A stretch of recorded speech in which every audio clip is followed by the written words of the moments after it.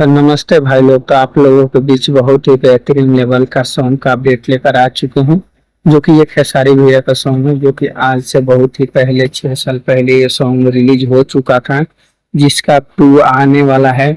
जो भी मेरे चैनल पर नए हैं प्लीज चैनल को सब्सक्राइब कर लीजिएगा, क्योंकि इसका अभी रिलीजिंग डेट कंफर्म नहीं हुआ है। इसका जब भी रिलीजिंग डेट कंफर्म होता है आप लोगों को वीडियो के माध्यम से जरूर बता दिया जाएगा, तो आप लोग जरूर सब्सक्राइब करके रखिएगा।